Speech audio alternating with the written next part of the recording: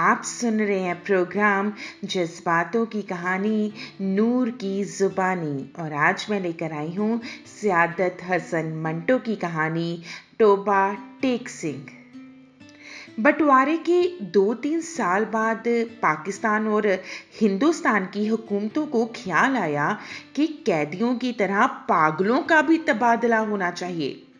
यानी कि जो मुसलमान पागल हिंदुस्तान के पागल खानों में हैं उन्हें पाकिस्तान पहुंचा दिया जाए और जो हिंदू और सिख पाकिस्तान के पागल खानों में हैं उन्हें हिंदुस्तान के हवाले कर दिया जाए। आखिरकार इस फैसले के मुताबिक कॉन्फ्रेंसें हुई और एक दिन पागलों के तबादले के लिए मुकर्रर कर दिया गया। अच्छी तरह छानबीन भी की गई। वो मुसलमान पागल जिनके संबंधी हिंदुस्तान में ही थे उन्हें वहीं रहने दिया गया था। बाकी जो थे उनको सरहद पार रवाना कर दिया गया।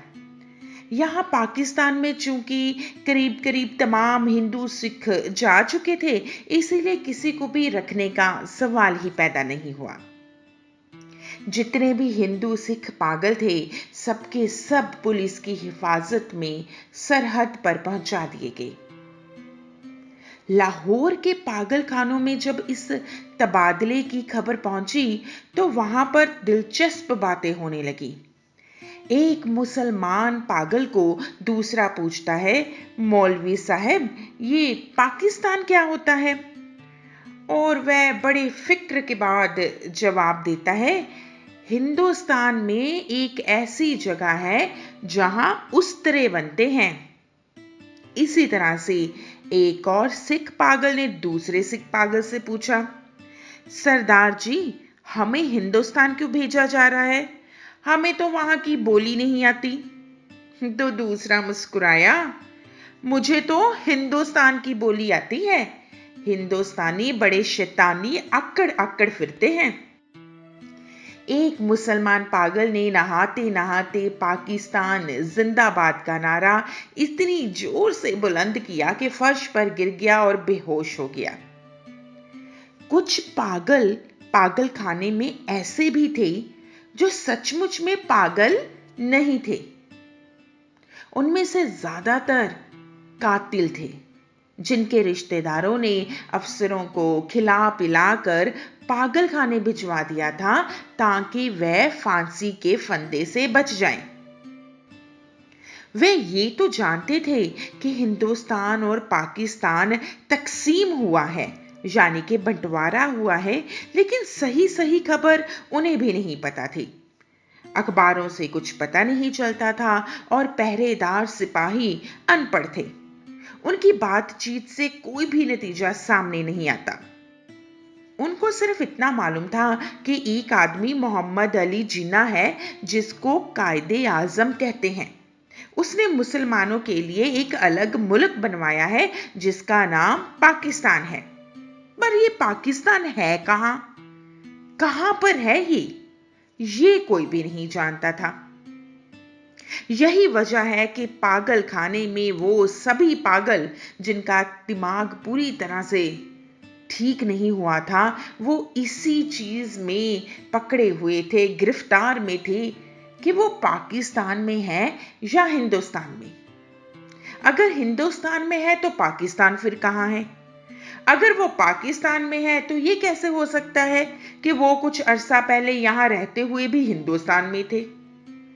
एक पागल तो पाकिस्तान और हिंदुस्तान और पाकिस्तान के चक्कर में कुछ ऐसा गिरफ्तार हुआ कि वह और भी ज्यादा पागल हो गया और एक दिन झाड़ू देते देते एक दरख्त पर चढ़ गया और टहनी पर बैठ गया। जब भी उसे सिपाही नीचे उतरने के लिए कहते तो वो कहता, मैं ना पाकिस्तान में हूं ना मैं हिंदुस्तान में रहना चाहता हूं, मैं इस दरख्त पर ही रहूंगा। एक एमएससी पास रेडियो इंजीनियर भी था जो मुसलमान था और दूसरे पागलों से बिल्कुल अलग रहता था। वह सारा दिन बाग में खामोशी से टहलता रहता था और एक दिन क्या हुआ कि उसने अपने कपड़े उतार कर बाग में चलना शुरू कर दिया। बस ऐसे ही पागल खाने का दृश्य था और फिर एक दिन एक पागल ने ऐलान कर दिया कि वह कायदे आजम मोहम्मद अली जिन्ना है। उसको देखा देखी एक सिख पागल ने कह दिया कि मैं तो मास्टर तारा सिंह हूं। बात यहां तक पहुंची कि खून खराबा होते होते बचा और उन दोनों पागलों को अलग अलग बंद कर दिया गया। लाहौर का एक नौजवान हिंदू वकील था जो मोहब्बत में पागल हो गया था। जब उसने सुना कि अमृतसर हिंदुस्तान में चला गया है तो उसे बहुत दुख हुआ, क्योंकि इसी शहर की एक हिंदू लड़की से उसे मोहब्बत हो गई थी। और जब वकील साहब को उसने ठुकरा दिया तो दीवानगी की हालत में वह पागल हो गई। लेकिन इसी हालत में वह तमाम लीडरों को गालियां देते थे जिन्होंने हिंदुस्तान के टुकड़े कर दिए थे, क्योंकि उसकी महबूबा हिंदुस्तानी बन गई और वह पाकिस्तानी बन गया। जब तबादले की बात शुरू हुई तो वकील को कई पागलों ने समझाया कि वह दिल पर ना लगाए, उसको हिंदुस्तान वापस भेज दिया जाएगा, उस हिंदुस्तान में जहां उसकी महबूबा रहती है। मगर वह लाहौर छोड़ना नहीं चाहता था, क्योंकि उसके ख्याल से अमृतसर में उसकी प्रैक्टिस नहीं चलेगी। और इसी पागल खाने में दो पागल थे, एंग्लो इंडियन। उनको जब मालूम हुआ कि हिंदुस्तान को आजाद करके अंग्रेज चले गए हैं तो उनको बहुत रंज हुआ। वह छुप छुप कर इस बात पे गुफ्तगू करते थे कि अब पागल खाने में उनकी हैसियत क्या होगी, क्या उन्हें यूरोपियन वार्ड मिलेगा या नहीं, क्या उन्हें ब्रेकफास्ट मिलेगा कि नहीं, कहीं उन्हें डबल रोटी की बजाय ये इंडियन चपाती तो नहीं मिल जाएगी। और उसी पागल खाने में एक सिख था जिसे 15 बरस हो चुके थे और वह हर वक्त अपनी जबान पर अजीबो गरीब अल्फाज ही रखता था और बोलता रहता था, ओपड़ी गुड़गुड़ दी एनेक्स दी बिध्याना विमंग दी बाल ऑफ दी लालटीन। वो ना तो सोता था दिन में और ना ही रात में सोता था। पहरेदारों का कहना था कि 15 साल के इस अरसे में वह एक पल के लिए भी नहीं सोया, यहां तक कि लेटा भी नहीं था। हर वक्त खड़े रहने से उसके पांव सूज गए थे, पिंडलियां फूल चुकी थी। मगर इस जिस्मानी तकलीफ के बावजूद भी वह आराम नहीं करता था। जब भी हिंदुस्तान पाकिस्तान की कोई बातचीत होती तो वह गौर से सुनता था। कोई उससे पूछता कि उसका क्या ख्याल है तो वह बड़ी संजीदगी से जवाब देता, ओपड़ी गुड़गुड़ दी एनेक्स दी बिध्याना विमंग दी वॉल ऑफ दी पाकिस्तान गवर्नमेंट। लेकिन बाद में ऑफ दी पाकिस्तान गवर्नमेंट की जगह of the Toba Tek Singh government ने ले ली और उसने दूसरे पागलों से ये पूछना शुरू कर दिया कि टोबा टेक सिंह कहां है, जहां का वह रहने वाला है। लेकिन किसी को भी मालूम नहीं था कि वो पाकिस्तान में है या हिंदुस्तान में। जो ये बताने की कोशिश करते तो वह खुद उलझ जाते कि टोबा टेक सिंह हिंदुस्तान में है या पाकिस्तान में। क्या पता कि लाहौर जो अब पाकिस्तान में है कल हिंदुस्तान में चला जाएगा और सारा हिंदुस्तान ही पाकिस्तान बन जाएगा। वह पागल बहुत कम नहाता था, इसलिए उसके बाल आपस में जम गए थे और उसकी शक्ल भी भयानक हो गई थी। लेकिन वह किसी को हानि नहीं पहुंचाता था। 15 सालों से उसने किसी के साथ झगड़ा नहीं किया था। पागल खाने के जो पुराने मुलाजिम थे वह ये जानते थे कि टोबा टेक सिंह में उसकी कई जमीनें हैं और वह अच्छा खाता पीता जिम्मेदार था कि अचानक एक दिन उसका दिमाग उल्ट गया। उसके रिश्तेदार लोहे की मोटी मोटी जंजीरों में उसे बांध कर लाए और पागल खाने में दाखिल करा गए। महीने में एक बार मुलाकात के लिए उसके रिश्तेदार आते थे और उसकी खैरियत पूछकर चले जाते थे। लेकिन जब से हिंदुस्तान पाकिस्तान की कोई गड़बड़ शुरू हुई है तब से उनका आना भी बंद हो गया था। उसका नाम था बिशन सिंह, मगर उसे सब टोबा टेक सिंह कहते थे। उसको ये मालूम नहीं था कि दिन कौन सा है, महीना कौन सा है या कितने दिन बीत चुके हैं, लेकिन हर महीने जब उसके संबंधी उससे मिलने के लिए आते थे, उसे ना जाने कैसे पता चल जाता था।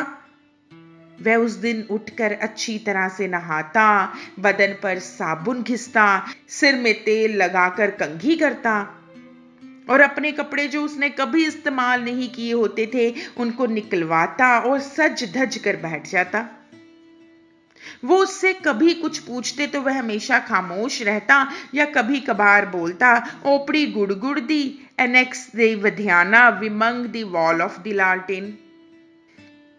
उसकी एक लड़की थी जो 15 बरसों में जवान हो गई थी। बिशन सिंह उसको पहचानता नहीं था। जब वह बच्ची थी तब भी वह अपने बाप को देखकर रोती थी और जब वो जवान होगी तब भी उसकी आंखों में आंसू थे। पाकिस्तान और हिंदुस्तान का किस्सा शुरू हुआ तो उसने दूसरे पागलों से पूछना शुरू किया, टोपा टेक सिंह कहाँ है? जब भी उसे संतुष्टिजनक उत्तर ना मिलता तो वह बार बार हर एक से पूछता, टोबा टेक सिंह कहाँ है? अब तो उसकी मुलाकात भी नहीं आती थी। पहले तो उसे अपने आप पता चल जाता था कि किस दिन उसे मिलने वाले आ रहे हैं। अब उसके जैसे दिल की आवाज ही बंद हो गई थी।